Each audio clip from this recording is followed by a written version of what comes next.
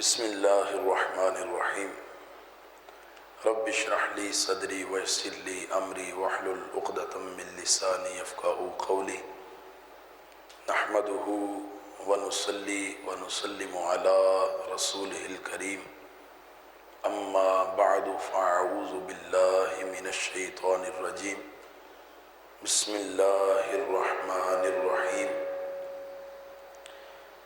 یا ایہا الذین آمنوا قوا انفسکم واہلیکم نارا وقودها الناس والحجارہ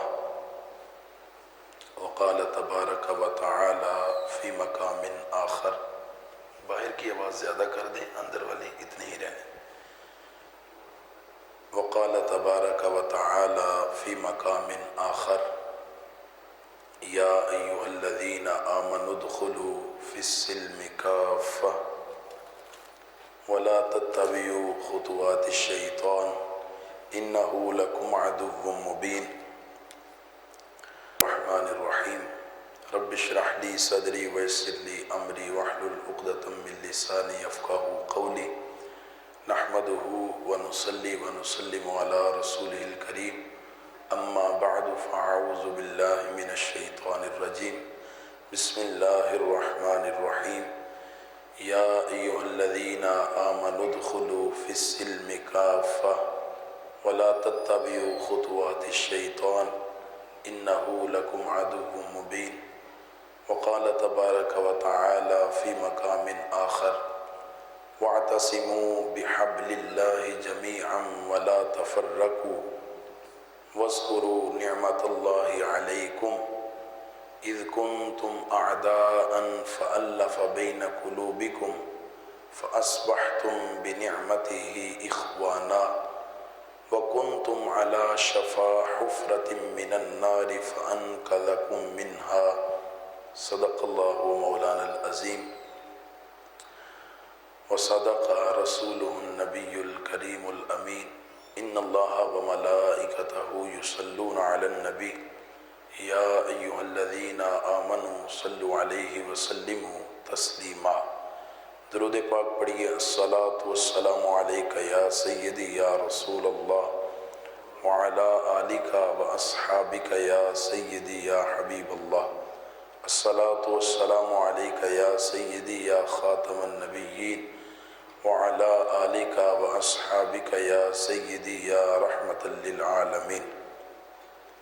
اے شہنشاہ مدینہ الصلاۃ والسلام، زینت عرش معلی الصلاۃ والسلام. مومنوں پڑھتے رہو تم اپنے آقا پر درود، ہے فرشتوں کا وظیفہ الصلاۃ والسلام. رب حب لی امتی کہتے ہوئے پیدا ہوئے، رب نے فرمایا کہ بخشا الصلاۃ والسلام. میں وہ سنی ہوں جمیل قادری، مرنے کے بعد میرا لاشا بھی کہے گا الصلاۃ والسلام. ہزار بار وشویم دہن ز مشک و گلاب، ہنوز نام تو گفتن کمال بے ادبیست. مولا صلی وسلم دائما ابدا علی حبیبک خیر الخلق کلہم. بعد از حمد و صلات، معزز و محترم سامعین گرامی قدر، ایک انتہائی بڑے ہی اجتماع میں جو اجتماع عید الفطر ہے، اس میں مجھے اور آپ کو حاضری کا شرف و اعزاز نصیب ہو رہا ہے. بارگاہ رب العزت میں صمیم قلب دعا ہے خالق کائنات ہم سب کی حاضری کا ایک ایک لمحہ اپنی پاک اور بلند بارگاہ میں قبول و منظور فرمائے. عید الفطر یہ مومنوں کے لیے خوشی کا دن ہے، اور خوشی کا دن کیوں نہ ہو، اس میں اللہ رب العزت اہل ایمان کو ان کے روزوں کی جزا عطا فرماتا ہے. پورا مہینہ جو اللہ کی رضا اور خوشنودی کے لیے ہم نے دن روزے سے گزارا اور رات کو نماز تراویح کا اہتمام کیا، اس کے بدلے میں اللہ تعالیٰ نے ہمیں عید الفطر کی خوشیاں عطا فرمائی ہیں۔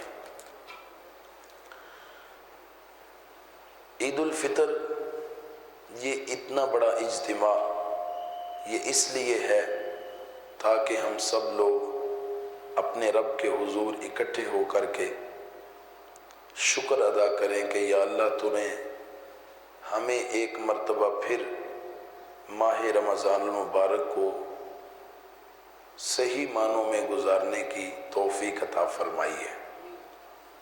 اور یہ عید بھی اسی بندے کے لیے ہے جس نے اپنے رب کے حضور رمضان المبارک میں فرما برداری کی ہے اور اپنے رب کے حضور توبہ و استغفار کی کثرت کی ہے۔ حضرت عمر فاروق رضی اللہ تعالی عنہ کے بارے میں آتا ہے کہ عید کا دن تھا، زاروں کی طار رو رہے تھے۔ کسی نے پوچھا عمر آج تو عید کا دن ہے، انتہائی خوشی کا وقت ہے، تو اس دن میں تو اہل ایمان کو خوش ہونا چاہیے، تو اس دن میں آپ جو ہے وہ رو رہے ہیں، آپ کی آنکھوں پر آنسو ہیں، اس کی کیا وجہ ہے؟ تو حضرت عمر رضی اللہ تعالی عنہ نے فرمایا کہ خوشی تو ان کے لیے ہے جن کے روزے اللہ کی بارگاہ میں قبول ہو گئے ہیں۔ عمر اس لیے رو رہا ہے، پتہ نہیں عمر کے روزے رب نے قبول بھی کیے ہیں کہ نہیں کیے۔ تو یہ عید اس کے لیے ہے جس کے روزوں کو اللہ نے قبول کر لیا ہے، جس کے روزے قبول نہیں ہوئے اس کے لیے عید نہیں ہے، بلکہ اس کو تو پریشان ہونا چاہیے۔ تو مجھے تو ابھی پتہ نہیں چلا کہ میرے روزے بھی قبول ہوئے ہیں یا نہیں ہوئے۔ قرآن مجید فرقان حمید کی جو آیا مقدسہ میں نے آپ کے سامنے تلاوت کی ہے، اس میں اللہ رب العزت ارشاد فرماتا ہے یا ایھا الذین آمنوا ادخلوا فی السلم کافہ، اے ایمان والو تم اسلام میں مکمل طور پر داخل ہو جاؤ، مکمل طور پہ اسلام کے اندر آ جاؤ۔ وَلَا تَتَّبِعُوا خُطُوَاتِ الشَّيْطَانِ، اور شیطان کے پیچھے نہ لگنا، شیطان کی اتباع اور پیروی نہ کرنا۔ إِنَّهُ لَكُمْ عَدُوٌّ مُّبِينٌ، بے شک اے ایمان والو وہ تمہارا کھلم کھلا دشمن ہے۔ پورا رمضان شیاطین جکڑے رہے، اللہ رب العزت نے ان کو زنجیروں میں جکڑ دیا اور مساجد آباد ہو گئیں، اللہ کے گھر جو ہے وہ عبادت گاہیں جتنی بھی ہیں وہ ساری اللہ کے ذکر سے گونج اٹھیں، جوق در جوق نمازی آتے ہیں، اپنے رب کے حضور سجدہ ریزیاں کرتے ہیں، قرآن مجید کی تلاوت بھی کرتے ہیں، توبہ استغفار بھی کرتے ہیں، ذکر و اذکار بھی کرتے ہیں۔ پورا ماہ یہ جو مساجد میں رونق رہی ہے، اس میں وہ جو شیطان جکڑا ہوا ہے، اللہ رب العزت نے جو ہم پہ کرم کیا ہے اور شیطان سے ہمیں خلاصی اور نجات دی ہے، یہ اس کا نتیجہ ہے۔ اور ایک ماہ کی مسلسل ہمیں ریہرسل کروائی گئی، ہمیں پریکٹس دلائی گئی کہ تم نے اپنے نفس کو کمزور کیسے کرنا ہے۔ نفس کو کمزور کرنے والی 3 چیزیں ہیں۔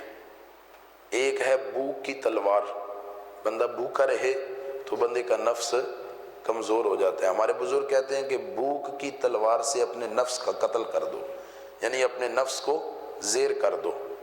دوسرا ہے کہ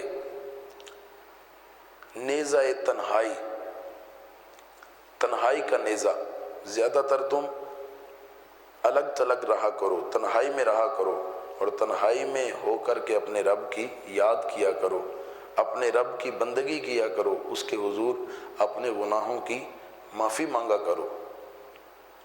فرمایا کہ ایک تو بھوک کی تلوار ہے، دوسرا جو ہے وہ نیزہ تنہائی ہے، یعنی تم الگ تھلگ رہ کے اپنے رب کے حضور توبہ و استغفار کرو۔ اور تیسرا ارشاد فرمایا کہ تم جو ہے وہ اپنے نفس کا محاسبہ اس انداز سے کرو کہ تمہارا نفس جو ہے وہ قوی نہ ہونے پائے، تمہارا نفس کمزور ہو جائے۔ تو جب نفس بندے کا کمزور ہو جاتا ہے تو بندہ جو ہے وہ گناہوں کی طرف نہیں بڑھتا۔ وہ گناہ کی طرف بڑھے گا تو اس کا نفس جو ہے وہ اس کو ابھارے گا نہیں، بلکہ اس کا نفس کمزور ہوا ہے، خواہشات نفسانی جو ہیں وہ اس کے سینے میں ختم ہو چکی ہیں، ناپید ہو چکی ہیں، تو لہٰذا بندہ جو ہے وہ گناہ سے آسانی سے بچ سکتا ہے۔ انسان کے دو دشمن ہیں، مسلمان کے کتنے دشمن ہیں؟ دو، ایک اندر کا ہے، ایک باہر کا ہے۔ اندر والا جو بھی میں نے بیان کیا جو نفس ہے، اور یہ نفس بھی تین قسم پر ہوتا ہے، ایک نفس مطمئنہ ہے، ایک نفس جو ہے وہ لوامہ ہے، اور ایک نفس امارہ ہے۔ کتنے نفس ہیں؟ تین۔ یہ نفس تو ایک ہے لیکن اس کے کریکٹر تین ہیں۔ کچھ لوگوں کا نفس مطمئنہ ہوتا ہے۔ نفس مطمئنہ پتہ کیا ہوتا ہے؟ جس کے لیے اللہ قرآن مجید میں فرماتا ہے یا ایتھا النفس المطمئنہ، اے مطمئن نفس، ارجعی الی ربک راضیۃ مرضیہ، چڑھ جا اپنے رب کے حضور بلندیوں کی طرف چڑھ جاؤ۔ کیوں چڑھ جاؤ؟ بلندیوں کی طرف اس لیے چڑھ جاؤ، راضیۃ مرضیہ، اللہ تبارک و تعالیٰ تم پہ راضی ہے اور تم رب پہ راضی ہو جاؤ، راضیۃ مرضیہ۔ فادخلی فی عبادی، اللہ کے بندوں میں داخل ہو جاؤ، وادخلی جنتی، اور جو اللہ کے بندوں کی لسٹ میں، فہرست میں، ان کے گروپ میں، ان کے گروہ میں، ان کے قافلے میں داخل ہو جائے گا، اللہ رب العزت ان سب سے فرمائے گا وادخلی جنتی، میری جنت کے انعاموں کے تم حقدار ہو اور میری جنت میں تم داخل ہو جاؤ، سب کے سب داخل ہو جاؤ۔ تو یہ نفس مطمئنہ ہے جس کا یہ پروٹوکول ہے، یہ اعزاز ہے، جس کو یوں مخاطبہ کیا جائے گا کہ تیرا رب تجھ پہ راضی ہے اور تو اپنے رب پر راضی ہے۔ یہ انبیاء کرام علیہ السلام کا نفس ہے۔ دوسرا ہے نفس لوامہ، جو کبھی کبھی بھٹک جاتا ہے لیکن پھر جب غلطی کا احساس ہوتا ہے تو فوراً اپنے رب کے حضور توبہ کی طرف بڑھتا ہے، یا اللہ مجھ سے گناہ ہو گیا ہے، یا اللہ تو معاف کرنے والا ہے، اے اللہ تو بخشنے والا ہے، تو مہربان ہے، اے اللہ معاف فرما دے۔ تو اس نفس کو نفس لوامہ کہا جاتا ہے۔ ایک ہے نفس امارہ۔ نفس امارہ یہ ہے کہ جو لَأَمَّارَةٌ بِالسُّوءِ، جو برائی پر ابھارنے والا ہے، برائی کی طرف برانگیختہ کرنے والا ہے، اس کی طرف رغبت دلانے والا ہے۔ تو یہ جو نفس امارہ ہے یہ بہت بری چیز ہے، اور یہ نفس امارہ یہ بندے کو گناہوں پہ اکساتا ہے، اس کی طرف ترغیب دلاتا ہے۔ حضرت یوسف علیہ السلام اللہ کے جلیل القدر انبیاء میں سے ہیں۔ حضرت یوسف علیہ السلام وہ ہیں کہ جن کو اللہ نے بلا کا حسن عطا کیا تھا، اتنا حسن عطا کیا تھا کہ اللہ تبارک و تعالیٰ کے یہ پیارے نبی گزرتے ہیں، مصر کی عورتیں اپنے ہاتھوں کو کاٹ لیتی ہیں، وَقَطَّعْنَ أَيْدِيَهُنَّ وَقُلْنَ حَاشَ لِلَّهِ مَا هَذَا بَشَرًا، اللہ کا نبی گزرتا ہے، اللہ کے نبی کے چہرے کی چمک دیکھ کر کے وہ جو عورتیں تھیں وہ ساری کی ساری اپنے ہاتھوں کو کاٹ لیتی ہیں اور پھر زبان سے کہتی ہیں ما ھذا بشرا، حاش للہ، اللہ رب العزت کی طرف سے یہ اتنا حسین ہے، اتنا حسین ہے، ما ھذا بشرا، یہ تو کوئی انسان لگتا ہی نہیں ہے، ان ھذا الا ملک کریم، یہ تو کوئی معزز فرشتے لگتے ہیں۔ تو حضرت یوسف علیہ السلام انہوں نے یہ بات بیان فرمائی تھی، وما ابرئ نفسی، نفس سے بیزاری کا اعلان میں نہیں کرتا، ان النفس لامارۃ بالسوء الا ما رحم ربی، بے شک جو نفس امارہ ہے یہ بہت زیادہ برائی کی طرف ابھارنے والا ہے، بچتا وہ ہے الا ما رحم ربی، جس پہ اللہ اپنی رحمت نازل فرما دیتا ہے، اپنا کرم کر دیتا ہے، وہی بچتا ہے۔ تو نفس کتنی طرح کا ہوتا ہے؟ 3 طرح کا. یہ کریکٹرز ہیں. ایک نفس مطمئنہ ہے جس کا مقام میں نے آپ کے سامنے بیان کیا، ایک نفس لوامہ ہے، اور ایک نفس امارہ ہے. انسان کا جو نفس ہے یہ اندر کا چور ہے، اور جو باہر کا چور ہے، جو باہر کا دشمن ہے، وہ ہے شیطان. شیطان جو ہے وہ اگر حملہ کرنا ہوتا ہے تو وہ نفس کو اپنے ساتھ ملاتا ہے، نفس کو اپنے ساتھ کر کے اس سے دوستی کر کے سارا کام نفس کے ذریعے سے کراتا ہے. اور اگر بندے کا نفس کمزور ہو تو شیطان اگرچہ اب چھوٹ جائے گا، تو یہ جو روزہ ہے یہ پریکٹس ہے نفس کو کمزور کرنے کی، نفس کو زیر کرنے کی.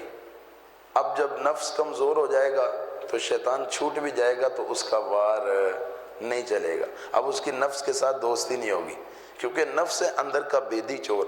جب تک اندر والا بندہ جو ہے وہ کوئی بید اور راز نہ دے تو باہر والا چور کوئی چوری نہیں کر سکتا. کسی کی مجال ہی نہیں ہو سکتی کہ وہ آ کر کے چوری کر جائے. تو یہ جو بدعمالیاں بڑھتی چلی جاتی ہیں، یہ دونوں جب مل جاتے ہیں تو ہماری برائیاں عروج پہ ہوتی ہیں، ہماری برائیاں بڑھ جاتی ہیں. رمضان المبارک میں جو مساجد کے دروازے کھل جاتے ہیں، اللہ کے گھر آباد ہو جاتے ہیں، بچے بھی آ جاتے ہیں، بڑے بھی آ جاتے ہیں، جوان بھی آ جاتے ہیں، قرآن بھی کھل جاتے ہیں، اور سارے لوگ محافل میں، تراویح میں اکٹھے ہو رہے ہیں، سحری میں اکٹھے ہو رہے ہیں، نمازوں کی پابندی کر رہے ہیں. یہ سارے کا سارا یہ شیطان کے جکڑنے اور اس کے بعد نفس جو ہے اس کی کمزوری کی وجہ سے معاملہ ہوتا ہے. لیکن بدقسمتی کے ساتھ جس رب نے ہمیں پورا ماہ تقوی اور صبر کی دولت عطا فرمائی، دیکھیں کہ ہمارے پاس کھانے کے لیے کتنی نعمتیں ہوتی ہیں. یہ رمضان کا حسن نہیں ہے تو اور کیا ہے، یہ رب کا خوف نہیں ہے تو اور کیا ہے، کہ اللہ رب العزت نے اتنی زیادہ نعمتیں دی ہوئی ہیں، فریجیں بھری ہوئی ہیں، گھر میں ہر طرح کی نعمت موجود ہے، پیاس بھی شدت کی لگی ہوئی ہے، بھوک بھی شدت کی لگی ہوئی ہے، کوئی بندہ بھی دیکھنے والا نہیں. دروازہ بند کر کے بندہ جو ہے وہ کچھ پی لے یا کھا لے، کسی کو کیا پتہ چلے گا. لیکن بندے کی جرت نہیں جاتی کہ وہ پانی کا گلاس بھی منہ کے قریب کرے، پانی کی بوتل بھی اپنے منہ کے قریب کرے. یار یہ کون سی چیز ہے؟ اسی لیے کہا گیا ہے الصوم لی وانا اجزی بہ. اللہ پہ کے پیارے حبیب صلی اللہ علیہ وسلم فرماتے ہیں، اللہ فرماتا ہے روزہ میرے لیے ہے اور میں خود ہی اس کی جزا ہوں. کیونکہ آپ روزہ رکھ کے میرے سامنے آ جائیں گے، آپ کہیں گے روزہ ہے، اگر نہیں بھی رکھا ہوگا تو کہیں گے روزہ ہے تو میں نے تو مان لینا ہے. مجھے کیا پتا آپ نے کچھ کھایا ہے نہ پیا ہے، سحری کی ہے یا 12 بجے کچھ کھا کے آئے ہیں، شام سے پہلے کچھ کھا لیا ہے، مجھے نہیں پتا. آپ نے کہہ دیا تو میں نے مان لیا. لیکن اب آپ کا روزہ ہے یا نہیں ہے اللہ رب العزت کو تو پتہ ہے نا. یعلم خائنۃ الاعین وما تخفی الصدور. جو تمہاری آنکھوں کی خیانت ہے رب اس کو بھی دیکھ رہا ہے، رب اس کو بھی جانتا ہے. وما تخفی الصدور. جو تمہارے سینوں میں چھپی باتیں ہیں اللہ ان کو بھی جانتا ہے، ان کو بھی دیکھتا ہے. وما یخفی علی اللہ من شیء فی الارض ولا فی السماء. زمین و آسمان میں کوئی چیز بھی ایسی نہیں ہے جو اللہ رب العزت کے احاطہ علم سے مخفی ہو. اللہ رب العزت ہر چیز کو جانتا ہے. تو اب وہ جو تقوی تھا، وہ صبر تھا، وہ استقامت تھی، وہ پرہیزگاری جو تھی، وہ رمضان المبارک میں بندے کو 1 ماہ تک نصیب ہوئی. کتنی دیر تک؟ 1 ماہ تک. اور یہ جو عادت ہے، یہ جو ریہرسل ہے، یہ جو پریکٹس ہے، اس کو کروانے کا مقصد یہ ہے کہ بندہ جو ہے وہ آئندہ بھی اسی عادت کو برقرار رکھے. ہم نے رمضان میں کتنی نمازوں کی پابندی کی، تو نمازوں کی پابندی اتنے دن کرنے کے بعد یار ویسے ہی دل میں نماز کے لیے محبت پیدا ہو جاتی ہے، ویسے ہی محبت پیدا ہو جاتی ہے. حضرت عمر رضی اللہ تعالیٰ عنہ کا دور تھا تو ایک شخص روزانہ ایک عورت کا راستہ روک کے کھڑا ہو جاتا تھا. ایک دن گزرا، دوسرا دن گزرا، تیسرے دن وہ عورت بول پڑی، کہنے لگی کیا وجہ ہے کہ تو میرا روزانہ راستہ روک کے کھڑا ہو جاتا ہے؟ میں نے ایک دن بھی تجھے اگنور کیا ہے، دوسرے دن بھی میں نے نظر انداز کیا ہے، تیسرا دن میں نے تمہیں پوچھ لیا کہ بتا تیری یہاں پہ کھڑے ہونے کی وجہ کیا ہے، میرا راستہ کیوں روکتا ہے؟ اس نے نفسانی خواہش کا اظہار کیا. تو عورت پتہ کیا کہتی ہے؟ کہتی ہے ٹھیک ہے میں تیری بات کو مان لوں گی، لیکن اس کے لیے میری ایک شرط ہے. وہ کہنے لگا تیرے لیے 100 شرطیں ماننے کو تیار ہوں. تو ایک شرط پہ راضی ہو رہی ہے۔ تو کہا تیری شرط کیا ہے؟ کہا تیرے لیے آسمان سے ستارے توڑ کے لانے پڑے تو اس سے بھی گریز نہیں کروں گا، کیونکہ تو ہے اتنی خوبصورت اور میرے دل میں یہ خواہش ہے کہ تو مجھے مل جائے، اور میں تجھ سے اپنی خواہش کا جو ہے وہ اظہار کر رہا ہوں اور خواہش کی تکمیل چاہتا ہوں۔ اس عورت نے کہا کہ ایک ہی شرط ہے، لمبی چوڑی شرطیں نہیں ہیں۔ تو اس نے کہا کیا شرط ہے؟ وہ بندہ کہنے لگا، اس عورت نے اس بندے سے کہا کہ 40 دن تک تم نے پہلی صف میں کھڑے ہو کر کے تکبیر اولیٰ کے ساتھ حضرت عمر کے پیچھے نمازیں پڑھنی ہیں۔ کیا پڑھنی ہے؟ نمازیں پڑھنی ہیں۔ اس نے کہا یہ تو چھوٹی سی بات ہے، نماز تو میں پہلے ہی پڑھتا ہوں، لیکن اب یہ ہے کہ پابندی سے پڑھ لوں گا اور حضرت عمر کے پیچھے ہی پڑھوں گا، کہیں اور نہیں پڑھوں گا، اور پہلی صف میں کھڑا ہو کر کے پڑھوں گا، تکبیر اولیٰ کے ساتھ پڑھوں گا۔ جب یہ بات وعدہ کر لی نا اس عورت سے، اس بندے نے اب لگا نمازیں پڑھنے۔ اللہ کا فرمان ہے ان الصلاۃ تنہا عن الفحشاء والمنکر والبغی یعظکم لعلکم تذکرون۔ لوگوں سن لو، یہ اللہ کا کلام ہے، اللہ کا فرمان ہے کہ بے شک نماز بندے کو بے حیائی سے بھی روک دیتی ہے، برے کاموں سے بھی روک دیتی ہے، اور ہر قسم کی سرکشی سے بھی روک دیتی ہے۔ تو اللہ کا کلام ہے یہ۔ تو اب جب یہ اعلان ہے اللہ رب العزت کا، تو ظاہر ہے جو رب نے فرما دیا وہ تو کبھی بھی بدل سکتا نہیں ہے، اس میں کسی قسم کا شک و شبہ ہو سکتا نہیں ہے۔ اب وہ بندہ لگا نمازیں پڑھنے، ایک دن گزرا، دوسرے دن حضرت عمر کی قرات سنتا ہے۔ وہ عمر کہ جو جب چلیں تو ان کے سائے سے بھی شیطان دور بھاگ جائے، وہ عمر کے جن کی زبان پہ حق بولتا ہے، وہ عمر کے جس کے چاہنے سے جن کے ذہنی فیصلے کے مطابق اللہ فیصلہ فرما دے، جن کی سوچ کے مطابق اللہ اپنا حکم نامہ جاری فرما دے، وہ عمر کہ جن کے بارے میں نبی پاک سرکار نے فرمایا لوگوں میں آخری نبی ہوں، میرے بعد اگر کسی میں صلاحیت ہے نبوت کی تو وہ عمر ہے، میں آخری نبی ہوں، لہٰذا میرے بعد کوئی نبی نہیں ہے، لا نبی بعدی۔ تو اب حضرت عمر کے پیچھے نمازیں پڑھنے لگا، ایک دن، دوسرا دن، تیسرا دن، نماز کی ایسی محبت، حضرت عمر کی قرآن کی تلاوت سے ایسا دل مستفید ہوا اور نفس اتنا زیر ہو گیا، دل کی حالت ہی بدل گئی۔ حضرت عمر رضی اللہ تعالیٰ عنہ کے پیچھے جب اس نے 40ویں دن کی آخری نماز پڑھی نا، تو آخری نماز پڑھنے کے بعد وہ جو ہے وہ نظروں کو جھکائے، آگے آ جائیں، وہ نظروں کو جھکائے ہوئے جب گزرنے لگا نا، نظروں کو جھکا کر کے، تو عورت جو ہے وہ وہاں پہ کھڑی ہو گئی، اور عورت مخاطبہ کر کے کہتی ہے حسب وعدہ کھڑی ہوں، تم نے کہا تھا نا کہ میں تم سے نفسانی خواہش کا اظہار رکھتا ہوں، تو میں تیری اس خواہش کو پورا کرنے کے لیے تیار کھڑی ہوں، حسب وعدہ کھڑی ہوں، جو کرنا ہے کر لو۔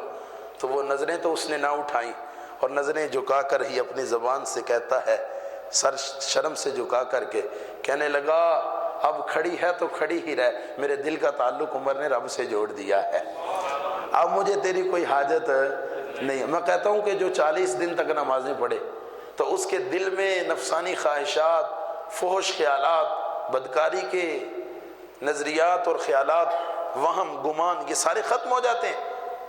یار ہم 40 سال بھی نمازیں پڑھتے رہیں، ہم سے اگر بے حیائی نہیں چھوٹتی، بدکاری سے باز نہیں آتے، نظر کی خیانت ویسے ہی ہے، خیالات ویسے ہی بٹک رہے ہیں، سوچیں ویسے ہی غلیظ اور پراگندہ ہیں، تو یار پھر ہمیں اپنی نماز کی اصلاح کی ضرورت ہے۔ جو میں سر بسجدہ ہوا کبھی تو زمین سے آنے لگی صدا، تیرا دل تو ہے صنم آشنا، تجھے کیا ملے گا نماز میں۔ تو یار ہمیں اپنی نماز کی اصلاح کی ضرورت ہے۔ نماز بے حیائی اور برے کاموں سے روکتی ہے، لیکن جو ہم نماز پڑھ رہے ہیں کیا وہ صحیح معنوں میں ہم نماز کو ادا کر رہے ہیں؟ کہ ہماری نماز کے اندر خشوع و خضوع ہے؟ کہ ہمیں پتہ ہے کہ ہم اپنے رب کے حضور کیا کہہ رہے ہیں؟ نماز کا آغاز کس چیز سے کرتے ہیں اور رب کی بارگاہ میں کیا کیا عرض کرتے ہیں؟ ذرا اپنی نماز کے ترجمے اور مفہوم اور معنی پہ تو غور کریں۔ روزانہ ہم اپنے رب کی بارگاہ میں وعدہ کرتے ہیں، اللہم انا نستعینک ونستغفرک ونؤمن بک ونتوکل علیک ونثنی علیک الخیر ونشکرک ولا نکفرک۔ اللہ تیرا شکر ادا کرتے ہیں، تیری ناشکری نہیں کرتے۔ یار ہم رب کی بارگاہ میں روزانہ یہ عہد کرتے ہیں، روزانہ بات بیان کرتے ہیں، لیکن حقیقت اس کے برعکس ہے کوئی چھوٹی سی بھی تکلیف آ جائے شکوے کی زبان دراز ہو جاتی ہے، ناشکری کرنے لگ پڑتے ہیں کہ اللہ رب العزت نے اس کو دیا مجھے کیوں نہیں دیا، اللہ رب العزت نے میرے ساتھ ہی ایسا کیوں کیا۔ یار ایسا نہیں ہے، we can do nothing، ہمارے پاس ہی کیا ہے، ہماری حیثیت ہی کیا ہے، ہماری طاقت ہی کیا ہے۔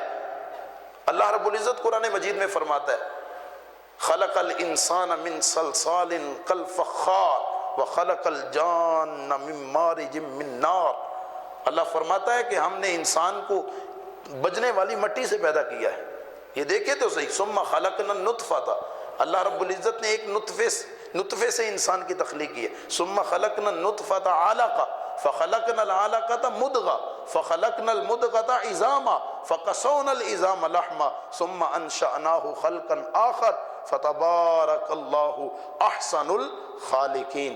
اپنی ذرا تخلیق پہ تو ہم غور کریں، ہماری حیثیت ہی کیا ہے جو ہم جو ہے وہ بڑے اکڑ اور تکبرانہ انداز سے زمین پہ چلتے پھر رہے ہیں، اور پھر خدا کا خوف بھی نہیں ہے، غریب کو ایسا جو ہے وہ دباتے ہیں، اس کے مال کو ناجائز طریقے سے ہتھیاتے ہیں، اس پہ ظلم کرتے ہیں، زیادتی کرتے ہیں۔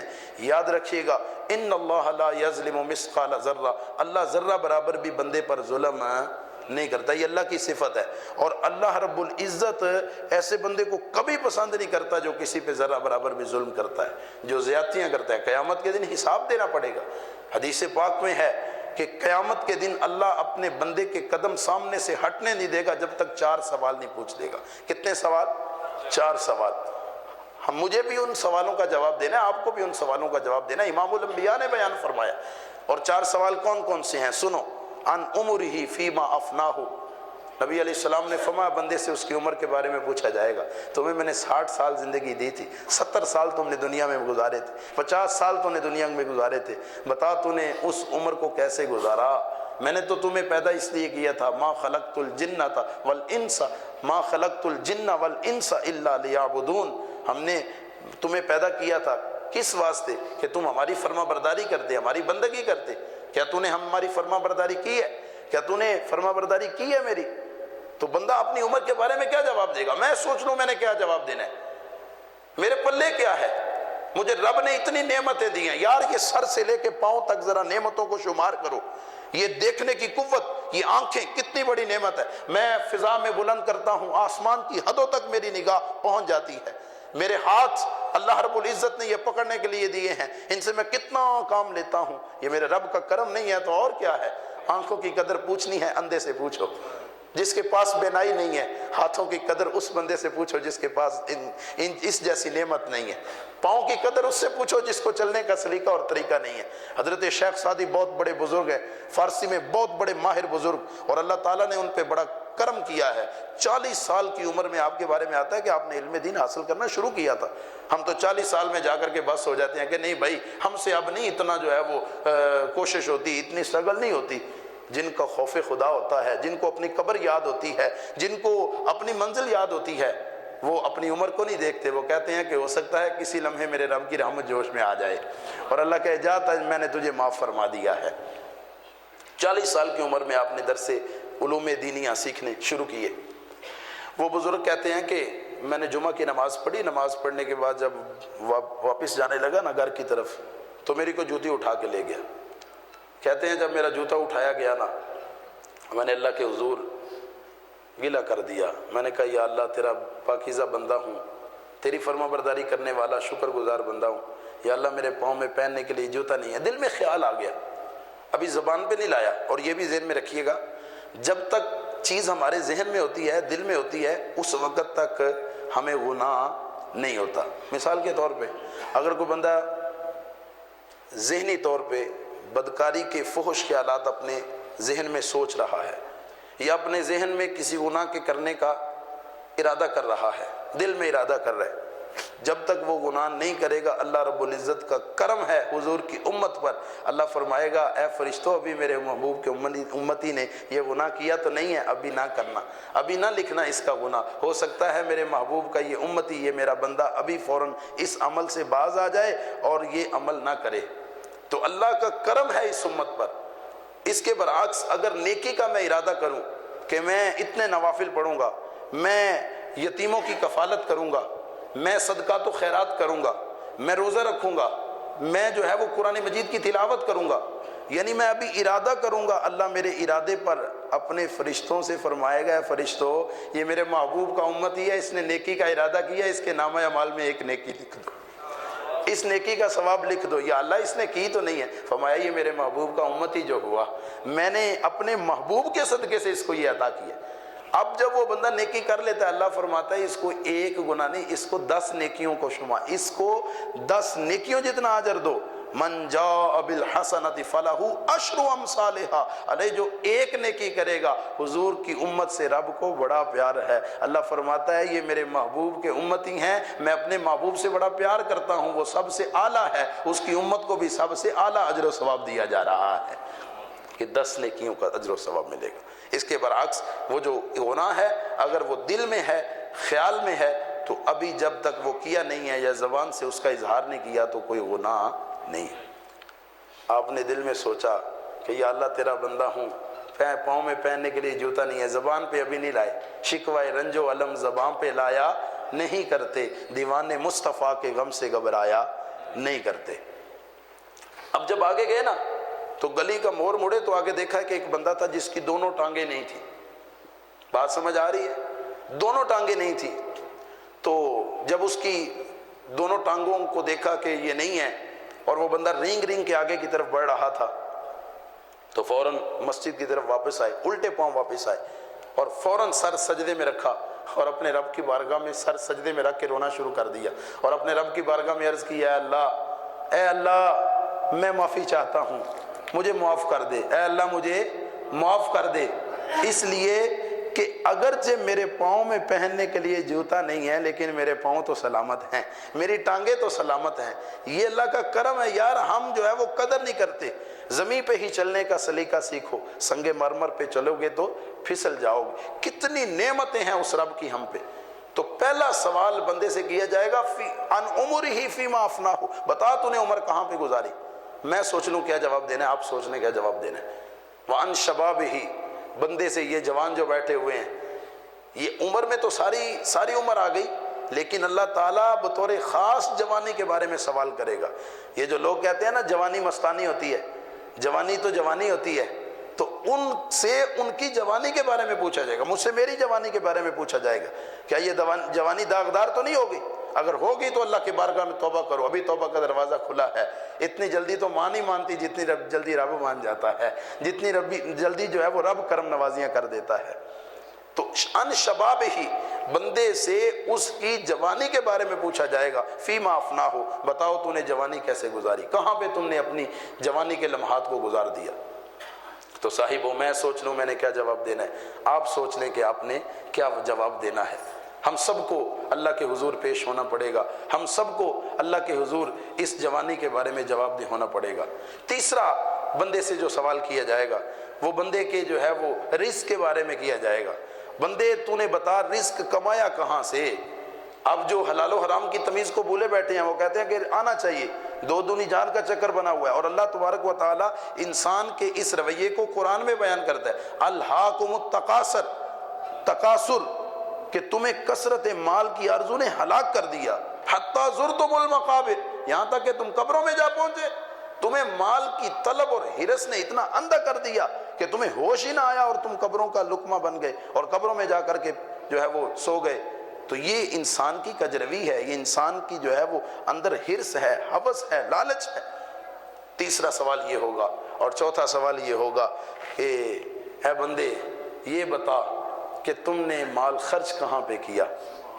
جو میں نے تمہیں مال دیا تھا اس میں تیرا تو کوئی کمال نہیں تھا، اس میں تو سارا میرا فضل تھا۔ تو جب دنیا میں آیا تھا کوئی سونے کا چمچ لے کے دنیا میں آیا تھا، تجھے تو بولنے کا سلیقہ نہیں تھا، تیرے پاس تو صرف ایک ہی فن تھا، تو وہ رونے کا فن تھا۔ اسی فن کے ذریعے سے ماں سے دودھ بھی مانگتا تھا، اسی فن کے ذریعے سے اگر گندا ہو جاتا تھا تو اپنی ماں کو پیغام سناتا تھا، اے میری ماں مجھ میں غلاظت لگ گئی ہے، اب مجھے صاف کر دو۔ اسی ماں کو رو کے تم جو ہے وہ اپنے بارے میں بتاتے تھے کہ میں تکلیف میں ہوں۔ یار ایک رونے کا فن بندہ دنیا میں لے کے آیا ہے اور کچھ نہیں لے کے آیا۔ یہ رونے کا فن ایسا پیارا فن ہے کہ اس فن کی وجہ سے بندہ اپنی ساری باتیں منوا لیتا ہے اور ماں سے منوا لیتا ہے، حالانکہ ماں کی محبت بچے سے اتنی نہیں ہے جتنی رب کی اپنے بندے سے محبت ہے۔ وہ تو اپنے بندے سے 70 ماؤں سے زیادہ پیار کرتا ہے، اپنے بندے سے اتنی محبت کرتا ہے۔ ماں کے سینے میں جو محبت ہے، اس محبت کو اللہ رب العزت نے جو ہے وہ 70واں حصہ قرار دیا ہے۔ نبی پاک سرکار نے 70واں حصہ قرار دیا ہے۔ اللہ 70 درجے زیادہ اپنے بندے سے پیار کرتا ہے۔ تو ایک رونے کا فن اللہ نے بندے کو دیا، اور وہ رونے کے فن کی وجہ سے اپنے ماں سے ساری ضروریات کو پورا کروا رہا ہے۔ ہمارے پاس بھی اللہ کی بارگاہ میں رونے کا فن اگر ہم استعمال کر لیں تو ہمارا رب ہمیں عزتیں بھی دے گا، نعمتیں بھی دے گا، بخششیں بھی کر دے گا، اور اللہ رب العزت ہمیں جنت بھی عطا فرما دے گا، جہنم سے چھٹکارا بھی نصیب کر دے گا۔ تو صاحبو، ہم سب کو لمحہ فکریہ ہے، یہ سوچنے کی ضرورت ہے کہ ہم جو ہے وہ کدھر کھڑے ہیں۔ رمضان ہمیں کیا سکھاتا ہے؟ رمضان 2 چیزیں ہمیں سکھاتا ہے۔ کتنی چیزیں؟ سب بولے۔ ایک صبر ہے اور ایک تقوی ہے۔ اور تقوی کیا ہے اور صبر کیا ہے؟ صبر کی ڈیفینیشن کیا ہے؟ اللہ اکبر۔ اللہ رب العزت کے کرم پہ تم راضی ہو جاؤ، اللہ رب العزت کے فضل پہ راضی ہو جاؤ، اور اگر تکلیف پہنچے پھر بھی راضی رہو، کہو انا للہ و انا الیہ راجعون۔ یا ایھا الذین آمنوا استعینوا بالصبر والصلاۃ ان اللہ مع الصابرین۔ حکم کتنے ہیں؟ 2۔ کتنے حکم ہیں؟ اے ایمان والو تم مدد طلب کرو، کتنی چیزوں سے؟ 2 چیزوں سے۔ ایک تو نماز سے استعانت طلب کرو، یعنی مدد طلب کرو، اور دوسرا یہ ہے کہ تم جو ہے وہ صبر سے مدد طلب کرو۔ 2 چیزوں کا حکم دیا جا رہا ہے۔ نماز بھی بڑی عبادت ہے، صبر بھی بڑی عبادت ہے، لیکن جب آگے اللہ نے بیان کیا نا ان اللہ مع الصابرین، پتہ چلا جو صبر ہے وہ نماز سے بھی آگے چلا جاتا ہے۔ صبر کا مقام نماز سے بھی آگے ہے۔ ایک عورت ایک قبر پہ رو رہی تھی، نبی پاک سرکار کا گزر ہوا، نبی علیہ السلام نے فرمایا اصبر یا امۃ اللہ، اے اللہ کی نیک بندی صبر کر، صبر کر۔ تو اس نے نہ دیکھا کہ کہنے والی ذات کون سی ہے، اس نے فوراً پتہ کیا کہا؟ اس نے کہا تمہیں یہ تکلیف پہنچی ہو تو تجھے پتہ چلے جو مجھے صبر کی تلقین کر رہا ہے اور صبر کے بارے میں جو ہے وہ کہہ رہا ہے۔ جب یہ بات اس عورت نے کہی نا تو نبی پاک سرکار گزر گئے، کسی نے اس کو ہلا کے کہا تمہیں پتہ ہے یہ کون سی شخصیت ہے جو تمہیں یہ کہہ رہے تھے کہ اے اللہ کی بندی صبر کر؟ اس نے کہا مجھے نہیں پتا۔ کہا ھذا رسول اللہ، ہوا رسول اللہ صلی اللہ علیہ وسلم، یہ اللہ کے پیارے محبوب ہیں، اللہ کے رسول ہیں جو تمہیں صبر کے بارے میں بیان فرما رہے تھے۔ اس عورت کی آنکھوں میں آنسو آ گئے، فوراً بارگاہ مصطفیٰ میں حاضر ہوئی، یا رسول اللہ مجھے پتہ نہیں چلا تھا۔ نبی پاک سرکار نے فرمایا الصبر عند الصدمۃ الاولی، صبر تو وہ ہوتا ہے جو فوراً جیسے ہی تکلیف پہنچے بندہ اپنی زبان سے کہے اے اللہ میں تیری رضا پہ راضی ہوں۔ یہ کام بڑا مشکل ہے، یہ کام بہت مشکل ہے، لیکن اللہ فرماتا ہے وَلَنَبْلُوَنَّكُمْ بِشَيْءٍ مِّنَ الْخَوْفِ وَالْجُوعِ وَنَقْصٍ مِّنَ الْأَمْوَالِ وَالْأَنفُسِ وَالثَّمَرَاتِ۔ آگے کیا ہے؟ وَبَشِّرِ الصَّابِرِينَ۔ ارے اتنے زیادہ امتحانات میں جو کامیاب ہوگا، صبر کرے گا، وَبَشِّرِ الصَّابِرِينَ، ان صبر کرنے والوں کے لیے خوشخبریاں ہیں۔ جب ان کو کوئی مصیبت پہنچتی، الَّذِينَ إِذَا أَصَابَتْهُمْ مُصِيبَةٌ قَالُوا إِنَّا لِلَّهِ وَإِنَّا إِلَيْهِ راجعون، وہ یہ کہتے ہیں یا اللہ ہم تیرے لیے ہی ہیں، تو نہیں ہمیں سب کچھ دیا ہے، ہمارا اپنا کچھ نہیں ہے، وَإِنَّا إِلَيْهِ راجعون، اور تیری ہی طرف ہم نے لوٹ کے جانا ہے، اسی کی طرف ہم نے لوٹ کے جانا ہے۔ اللہ فرماتا ہے اولئک علیہم صلوات من ربہم ورحمہ، یہ وہ بندے ہیں کہ جن پہ اللہ رب العزت کرم فرماتا ہے، رحمت نازل فرماتا ہے، یہ ہیں وہ بندے، یہ ہے اعزاز۔ تو ہمیں شکر کرنا چاہیے۔ یہ جو عید الفطر کا اتنا بڑا اجتماع ہے، یہ اجتماع شکر ہے۔ اے اللہ ہمارا اس میں کوئی کمال نہیں ہے، یہ تیرا فضل ہے کہ تو نے رمضان جیسا پیارا مہینہ میں عطا فرما دی ہے۔ اس مہینے کی برکت سے ہم گناہوں کے بوجھ سے فارغ ہو گئے، ہم ہلکے ہو گئے۔ اللہ رب العزت کا شکر ادا کریں، یا اللہ تیرا شکر ہے تو نے رمضان جیسی عظیم نعمت ہمیں عطا فرمائی ہے۔ حضرت معاذ بن جبل یہ بڑے پیارے صحابی ہیں، جلیل القدر صحابہ میں سے ہیں۔ ایک دن حضور کے سامنے تھے، نبی رحمت صلی اللہ علیہ وآلہ وسلم نے ان سے پیار فرمایا، اور سنو یار نبی پاک سرکار اپنوں کو کتنا عطا فرماتے ہیں، جو حضور کے ہو جاتے ہیں پھر حضور ان کو محروم نہیں کرتے۔ حضرت معاذ بن جبل رضی اللہ تعالیٰ عنہ حضور کی بارگاہ میں آئے، نبی پاک سرکار نے فرمایا واللہ یا معاذ واللہ لا احبک، اے معاذ مجھے اللہ کی عزت کی قسم ہے میں تجھ سے پیار کرتا ہوں، میں تجھ سے محبت کرتا ہوں۔ یار ہم سب حضور سے محبت کرتے ہیں، لیکن اے معاذ ابن جبل آپ کی عظمت پہ قربان، آپ کی جو ہے وہ رفعت پہ، شان پہ قربان کہ آپ کو وہ مقام ملا ہے جو کسی اور کو نہیں ملا۔ ہم سب حضور کے محبت کرنے والے، حضور صلی اللہ علیہ وسلم کے چاہنے والے ہیں۔ اس بندے کی شان کا کیا حال ہے جس کو حضور کہیں واللہ یا معاذ لا احبک، اے معاذ مجھے اللہ کی عزت کی قسم ہے میں تجھ سے بڑا ہی پیار کرتا ہوں۔ حضرت معاذ کی آنکھوں میں آنسو آ گئے، یا رسول اللہ اتنی محبت، اتنی محبت۔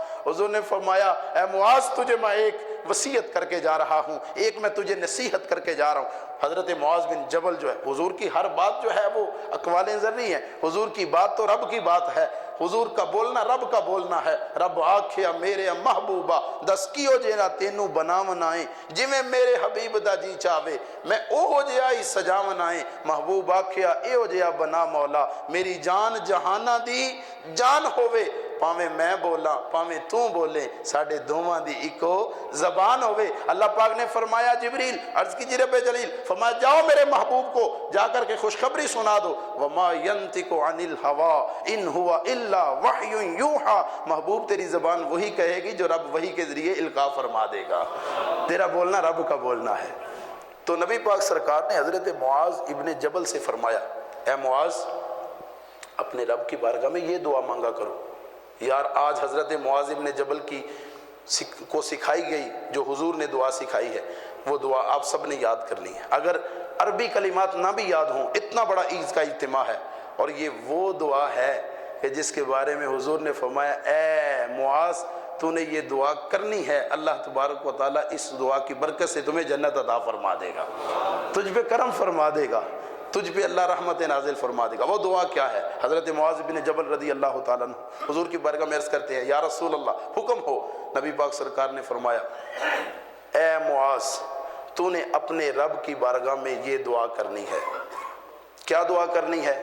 اللہم اعنی علی ذکرک و شکرک و حسن عبادتک، اے اللہ میں تیری بارگاہ میں یہ شکر ادا کرتا ہوں اس بات پر کہ تو نے ہمیں جو ہے وہ شکر کرنے کی توفیق عطا کی ہے۔ اے اللہ میں تیری بارگاہ میں اس بات پر شکریہ ادا کرتا ہوں کہ تو نے مجھے حضور کا امتی بنایا ہے، عبادت کرنے کی توفیق دی ہے۔ اس میں میرا اپنا کوئی کمال نہیں ہے کہ میں تیرے گھر کے ساتھ محبت رکھتا ہوں، تیرے بندوں کے ساتھ محبت رکھتا ہوں، تیرے قرآن کے ساتھ محبت رکھتا ہوں، تیرے نبی کے ساتھ محبت رکھتا ہوں، تیرے نبی کے گھر والوں سے محبت کرتا ہوں۔ یا اللہ یہ جتنی بھی محبتیں ہیں، جتنی بھی کرم نوازیاں یہ ساری تیری ہیں، ان پر میں تیرا شکریہ ادا کرتا ہوں۔ اور فرمایا اے معاذ رب شکریہ ادا کرنے والے کو اتنا پسند کرتا ہے کہ اللہ تبارک و تعالیٰ اس کے کرم اور اس کے اوپر اپنے فضل کو بڑھا دیتا ہے، اور جتنی نعمتیں اللہ عطا کرتا ہے اس سے دگنی نعمتیں اور عطا فرما دیتا ہے۔ لَإِن شَكَرْتُمْ لَأَزِيدَنَّكُمْ، ارے تم شکریہ ادا کرو گے تو اللہ نعمتیں اور زیادہ تمہیں عطا فرمائے گا۔ دوسرے مقام پہ اللہ فرماتا ہے، آخری لمحات ہے اور آخری باتیں آپ کے سامنے بیان کر رہا ہوں، وہ یہ ہے کہ اللہ تبارک و تعالیٰ فرماتا ہے مَا يَفْعَلُ اللَّهُ بِعَذَابِكُمْ إِن شَكَرْتُمْ وَآمَنْتُمْ۔ اللہ اکبر، حد ہو گئی یار، اللہ رب العزت کی اپنے بندے سے پیار اور محبت کی حد ہو گئی۔ بندہ ہے کہ رب کی بارگاہ سے بھاگتا چلا جا رہا ہے۔ اللہ خود فرماتا ہے یا ایھا الانسان ما غرک بربک الکریم الذی خلقک فسواک فعدلک فی ای صورت ما شاء رکبک۔ اللہ فرماتا ہے ما یفعل اللہ بعذابکم، اللہ تمہیں عذاب دے کے کیا کرے گا؟ ان شکرتم و آمنتم، اگر تم رب پر ایمان لاتے ہو، رب کا شکریہ ادا کرتے ہو تو اللہ تمہیں کیسے عذاب دے گا؟ وَكَانَ اللَّهُ شَاكِرًا عَلِيمًا، اللہ تبارک و تعالیٰ تو بڑا جو ہے وہ شکر گزاری کو پسند کرنے والا ہے اور بہت زیادہ علم رکھنے والا ہے۔ تو صاحب آؤ یار اللہ کے حضور ہم معافی مانگ لیں۔ یہ اتنا بڑا عید کا اجتماع ہے، میرا یقین کہتا ہے کہ اس میں مانگی گئی کوئی دعا رد۔ حضرت کعب احبار بہت بڑے صحابی ہیں، حضور کی انہوں نے زیارت کی ہے، حضور کے دور کو پایا ہے، لیکن صحابی نہیں بنے۔ یہودیوں کے بہت بڑے عالم تھے، یہودوں کے بہت بڑے عالم، لیکن حضور صلی اللہ علیہ وسلم جب تک ظاہری حیات میں موجود رہے تو تب تک آپ نے کلمہ نہیں پڑھا تھا۔ تو ظاہر ہے صحابی تو وہ بنے گا نا جس نے حضور کو ایمان کی حالت میں دیکھا ہے، حضور کا دور پایا ہے ایمان کی حالت میں، اور پھر اسی پر اس کا انتقال ہو گیا، وہ صحابی ہے۔ تو یہ حضور کے دور میں ایمان نہیں لائے، بلکہ بعد میں حضرت فاروق اعظم کے دور میں غالباً ایمان لائے ہیں۔ تو حضرت کعب احبار سے حضرت عبداللہ ابن عمر جو حضرت عمر کے بیٹے ہیں انہوں نے پوچھا اس تقوی کے بارے میں، روزہ کتنی چیزیں سکھاتا ہے؟ دو، ایک صبر اور دوسرا تقوی، تقوی پہ بات ہو رہی ہے۔ تو حضرت عبداللہ ابن عمر نے حضرت کعب احبار سے پوچھا اے کعب احبار تقوی کیا ہے؟ تو حضرت کعب احبار نے پتہ کیا کہا؟ یہودیوں کے بہت بڑے عالم حضور صلی اللہ علیہ وآلہ وسلم کے صحابی نہیں بنے، تابعی ہیں، صحابی کی زیارت کی ہے ایمان کی حالت میں۔ وہ کیا کہتے ہیں؟ کہتے ہیں کہ تمہارا گزر اگر خاردار جھاڑی سے ہو اور تم وہاں سے گزرو تو کیسے گزرو گے؟ کانٹے والی جھاڑیاں ہیں، بندے کا اس سے گزر ہونا ہے، تو بتاؤ کیسے گزرے گے؟ تو حضرت عبداللہ ابن عمر نے کہا کہ میں اپنے دامن کو سمیٹ لوں گا، اور اپنے دامن کو سمیٹ کے بڑی احتیاط کے ساتھ چلوں گا، اس انداز سے چلوں گا کہ کوئی بھی کانٹا میرے کپڑوں سے الجھ نہ جائے۔ تو حضرت کعب احبار نے کہا یہی تقوی ہے کہ بندہ دنیا کو اس انداز سے گزارے، دنیا میں اس انداز سے رہے کہ اللہ رب العزت کی نافرمانی کا دبا اپنے جو ہے وہ سینے پر اور اپنے جسم پر نہ لگنے دے، دل میں رب تعالیٰ کی نافرمانی کا معاملہ آئے ہی نہ، خیال بھی نہ آئے کہ میں رب کی نافرمانی کرنی ہے، یہی تقوی ہے۔